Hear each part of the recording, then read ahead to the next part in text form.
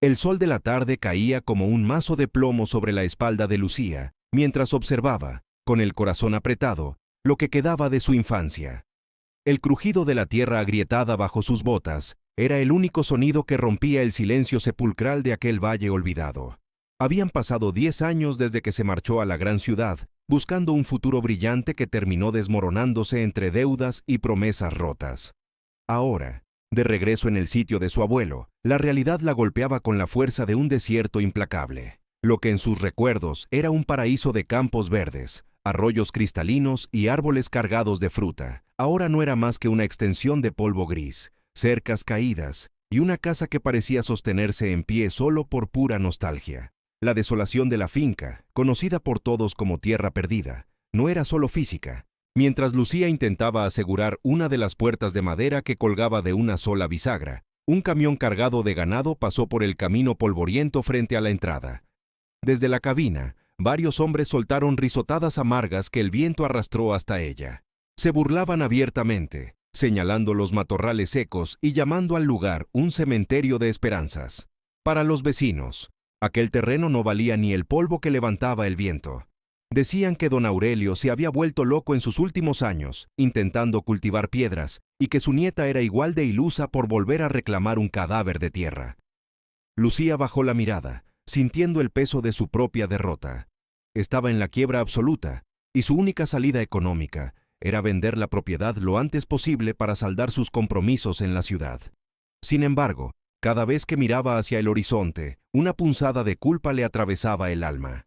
Sentía que vender tierra perdida era traicionar el último legado de su abuelo, el hombre que le enseñó a amar el campo. Pero, ¿qué podía hacer ella contra la sequía y el abandono? Fue en ese momento de debilidad cuando apareció don Ramiro. El empresario llegó en una camioneta reluciente, que contrastaba ofensivamente con la miseria del paisaje. Bajó del vehículo ajustándose el sombrero, y con una sonrisa que no llegaba a sus ojos, una expresión de falsa compasión que Lucía reconoció de inmediato. Ramiro, el hombre más poderoso y ambicioso de la región, no perdió tiempo en formalidades. Le ofreció una cantidad miserable por la finca, alegando que le estaba haciendo un favor personal al quitarle ese estorbo de encima. Según él, la tierra estaba muerta y nadie más sería tan generoso como para comprar un desierto. Lucía sintió la presión en el pecho.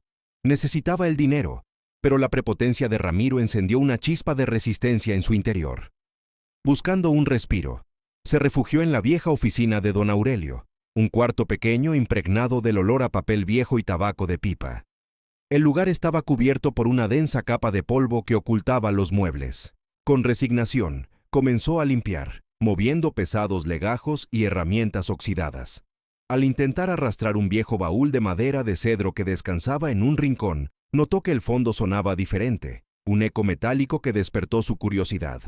Con esfuerzo, retiró un doble fondo falso, y sus ojos se abrieron de par en par. Allí, oculta de la codicia del mundo, descansaba una caja metálica cerrada con un candado robusto. Encima de la caja había una pequeña nota amarillenta con la caligrafía firme y elegante de su abuelo que decía: «Solo para quien tenga la valentía de sembrar en el desierto». Antes de continuar, suscríbete al canal y dinos en los comentarios desde dónde nos estás viendo. El pulso de Lucía se aceleró mientras buscaba algo para forzar la cerradura. Con un martillo y mucha determinación, logró romper el candado. Dentro de la caja no había oro ni joyas, sino algo que parecía mucho más valioso para don Aurelio, una serie de mapas antiguos detallando vetas subterráneas y una carta sellada con cera roja que nunca había sido abierta. Sus dedos temblaron al romper el sello, sintiendo que estaba a punto de desenterrar un secreto que cambiaría su destino para siempre. Las manos de Lucía temblaban mientras desplegaba el papel amarillento, sintiendo la presencia de su abuelo en cada trazo firme de la tinta. La carta comenzaba con una confesión que la dejó sin aliento, cambiando por completo su percepción de la ruina que la rodeaba. Don Aurelio no había perdido la razón, ni había dejado que la finca muriera por simple negligencia. Lo había hecho por una estrategia desesperada de protección. En las líneas cargadas de sabiduría, el anciano explicaba que, años atrás, los grandes terratenientes de la región habían comenzado a envenenar la tierra con agroquímicos agresivos para acelerar las cosechas, destruyendo para siempre la biodiversidad del valle en nombre de un lucro rápido. Él, en cambio, decidió ocultar el tesoro que guardaba su suelo bajo una capa de aparente muerte.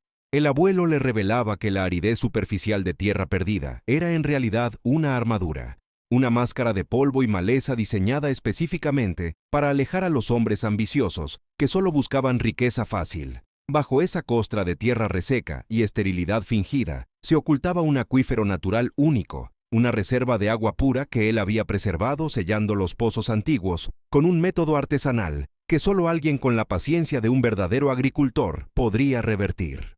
El secreto del subsuelo era un tipo de suelo mineralizado, mantenido virgen durante décadas, esperando el momento exacto para volver a la vida. Don Aurelio describía un plan detallado para reactivar la fertilidad, utilizando técnicas tradicionales que el mundo moderno había decidido ignorar. Lucía sintió una mezcla de asombro y una responsabilidad abrumadora creciendo en su pecho. Sin perder un minuto, buscó a don Ramiro para comunicarle que su decisión era definitiva. La finca no estaba a la venta por ningún precio. La reacción del empresario fue inmediata y gélida. La falsa máscara de amabilidad de Ramiro se desintegró en un segundo, revelando una mirada llena de desprecio y furia contenida. Le advirtió que una mujer sola, sin recursos ni maquinaria pesada, no duraría ni una semana en ese desierto abrasador. Fue entonces cuando comenzó el verdadero calvario para Lucía. Don Ramiro, acostumbrado a obtener siempre lo que quería mediante la intimidación, ordenó sabotear los pocos suministros que le quedaban a la joven. En menos de 2 días, la tubería que traía un hilo de agua desde el manantial cercano fue destrozada y las herramientas que Lucía había logrado rescatar del viejo taller aparecieron inservibles, como si alguien las hubiera golpeado con saña. Sin embargo, la resiliencia rural que Lucía llevaba en la sangre, heredada de generaciones de campesinos fuertes, despertó con una fuerza que ella misma desconocía. Sola y bajo un sol inclemente, que no perdonaba el menor error, comenzó a trabajar la tierra siguiendo las instrucciones exactas de la carta. Cavó con sus propias manos hasta que las uñas le sangraron, preparó abonos orgánicos con los restos de maleza seca y buscó incansablemente las vetas de agua mencionadas en los mapas del abuelo. El agotamiento físico era extremo, sus manos se llenaron de ampollas dolorosas y su espalda parecía estar a punto de romperse bajo el peso de cada jornada. Pero cada noche, a la luz de una vela, releía las palabras de don Aurelio para recuperar las fuerzas perdidas. Mientras tanto, los vecinos pasaban frente a la entrada y soltaban carcajadas amargas, burlándose de la nieta ilusa que pretendía sacar vida de un cementerio de polvo. Pero el esfuerzo extenuante empezó a dar resultados que desafiaban toda lógica local. Tras semanas de dedicación absoluta y fe inquebrantable, Lucía descubrió el primer milagro en medio de la nada. En una pequeña parcela que había sido tratada con el método tradicional del abuelo, aparecieron los primeros brotes. Eran pequeñas hojas verdes de un color tan intenso y vibrante que contrastaban violentamente con el gris monótono del entorno. La tierra considerada estéril estaba respondiendo, filtrando la humedad del acuífero secreto hacia la superficie sedienta. La noticia del hallazgo voló por el pueblo como un incendio, transformando las burlas iniciales en un silencio cargado de envidia y sospecha. La tensión creció hasta volverse insoportable cuando don Ramiro regresó a la finca, esta vez no con ofertas, sino con amenazas legales directas. El empresario presentó un documento de deuda supuestamente firmado por don Aurelio años atrás, reclamando la propiedad total del sitio como pago por un préstamo nunca saldado. Lucía tenía apenas un mes para demostrar que la deuda era falsa o conseguir una suma de dinero que no poseía en absoluto. Desesperada y al borde del colapso, regresó a la polvorienta oficina para buscar alguna prueba, y fue entonces cuando encontró, pegado al reverso del sobre original, un segundo papel oculto. En él, su abuelo mencionaba un seguro de vida físico, algo que él mismo había enterrado hacía mucho tiempo bajo las raíces del árbol de mango principal de la finca, esperando a ser descubierto en el momento de mayor peligro. Bajo la sombra del árbol de mango principal, cuyas ramas parecían susurrar antiguos secretos en la brisa nocturna, Lucía comenzó a cavar con una urgencia que rayaba en la desesperación. Cada palada de tierra seca era un golpe contra la injusticia que don Ramiro intentaba imponer sobre su legado familiar. La luz de la luna apenas iluminaba sus movimientos, pero ella no necesitaba ver para sentir que el destino de su familia dependía de lo que yacía bajo aquellas raíces centenarias. Tras una hora de esfuerzo agotador, el metal de la pala chocó contra algo sólido con un sonido seco y rotundo que hizo eco en el silencio del campo. Con las manos cubiertas de barro y el corazón acelerado, Lucía desenterró una caja metálica sellada herméticamente para resistir el paso del tiempo. Al abrirla, sus ojos se llenaron de lágrimas de alivio. No había monedas de oro, pero lo que encontró era infinitamente más valioso: los títulos de propiedad originales de la finca y documentos contables que don Aurelio había guardado celosamente. Los papeles revelaban las maniobras fraudulentas y los crímenes financieros que don Ramiro había cometido años atrás contra su abuelo para intentar arrebatarle el control del agua. Era la prueba definitiva de que la supuesta deuda era una mentira fabricada con la intención de quebrar la voluntad de la familia. Armada con esta verdad, Lucía sintió que un peso inmenso se levantaba de sus hombros. La justicia estaba por fin a su alcance, y el legado de su abuelo comenzaba a brillar de nuevo. Pero el milagro no se limitó a los papeles legales. Siguiendo las instrucciones de la carta, terminó de abrir las válvulas del sistema de riego artesanal que conectaba con el acuífero secreto. En los días siguientes, la finca anteriormente llamada con desprecio Tierra Perdida comenzó a transformarse ante los ojos incrédulos de toda la comunidad.